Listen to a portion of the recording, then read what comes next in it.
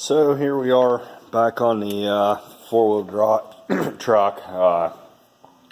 Tonight's the first night that I've kind of had to sulk in my sorrows a little bit due to some unforeseen differences that I couldn't really check or notice. Well, a couple of them I guess I could have seen with the motor. And the first big difference I'm going to point out between the two-wheel drive cabin chassis and the four-wheel drive truck that you're looking at here is this area here in the cross member that goes under the engine, this little S shape.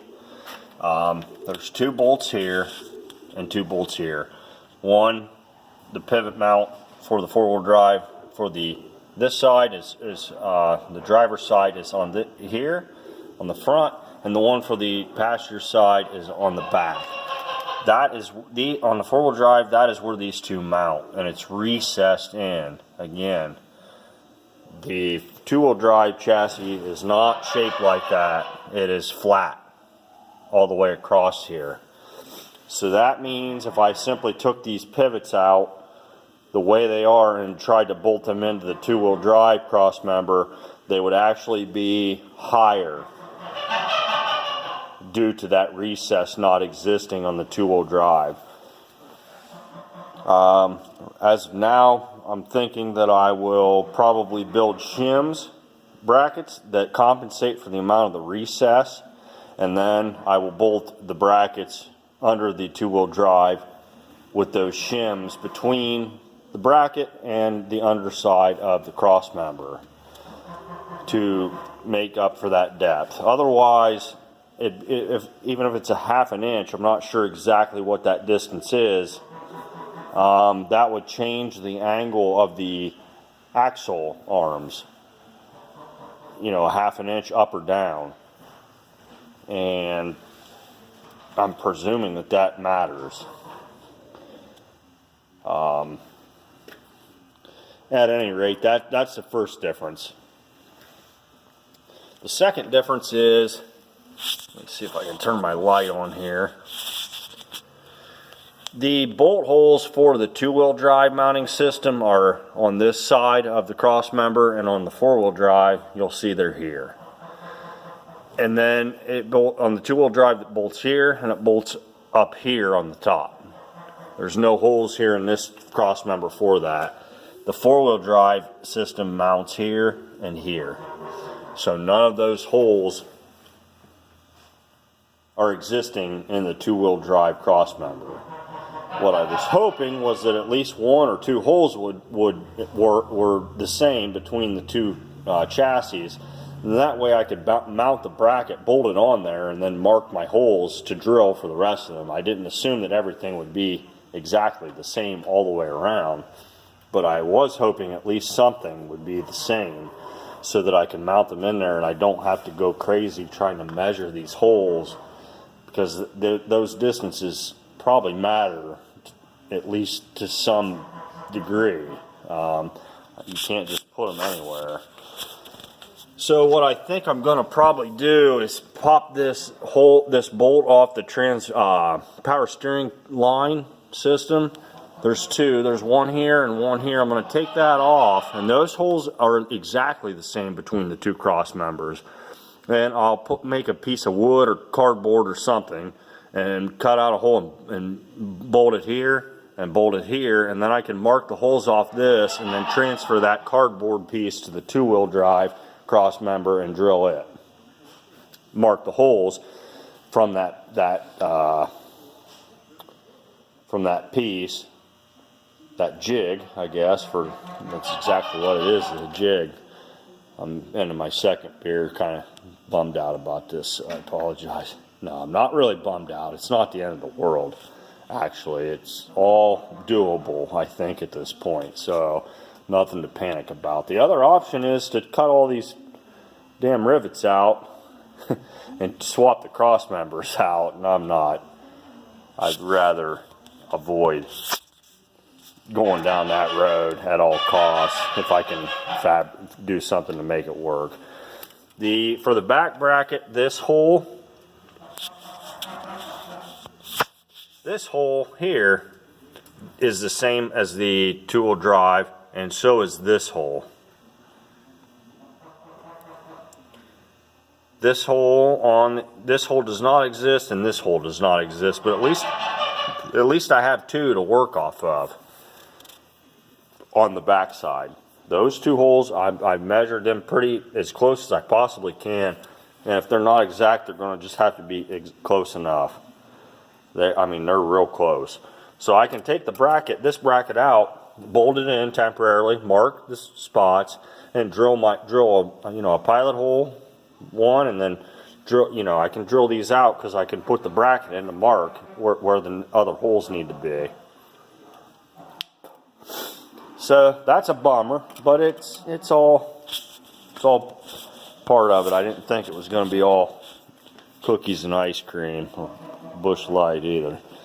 The other thing it's got was different that I guess I should have maybe assumed it. I kind of assumed, actually wrongfully, it wouldn't be different. But this is the crossmember assembly where the transmission bolts. To make a long story short, the way this one's shaped, where the transmission bolts onto that crossmember, it's 2 inches lower on the four-wheel drive than it is on the two-wheel drive. So either you have to figure out a way to fabricate the crossmember that's existing in the two-wheel drive to make it lower, or swap them out. So I chose to swap them out.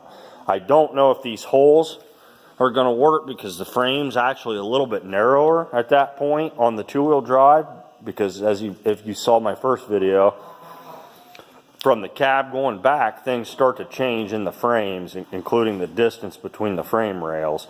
It is closer. I've measured it, but I've also measured the distance on the bolt holes on the existing crossmember, and it looks like it's a ½ an inch off, but I could be off on my measurement.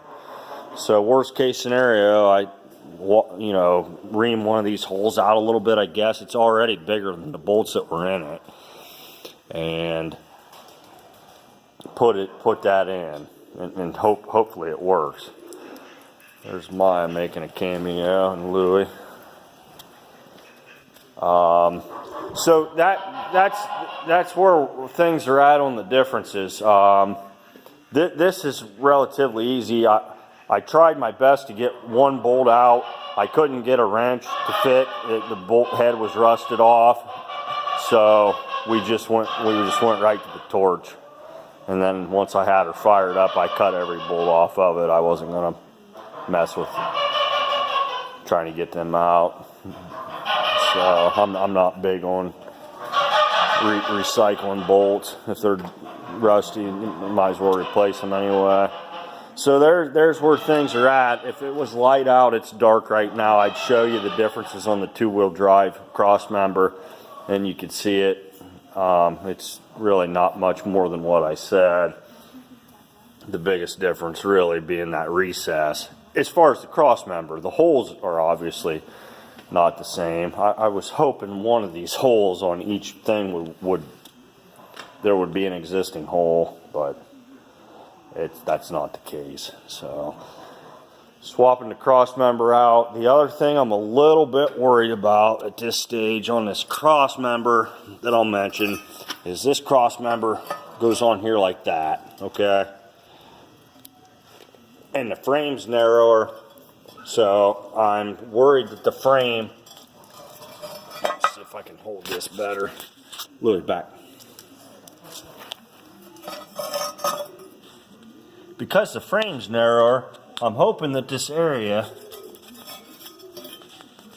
where my thumb is at does not hit the top frame rail, because this goes over top the frame rail and bolts on. This goes on the bottom frame rail, on the top side of the bottom frame rails where this crossmember sits, and this goes onto the top side of the top frame rail. So I'm hoping that the frame does not hit this section because it's narrower.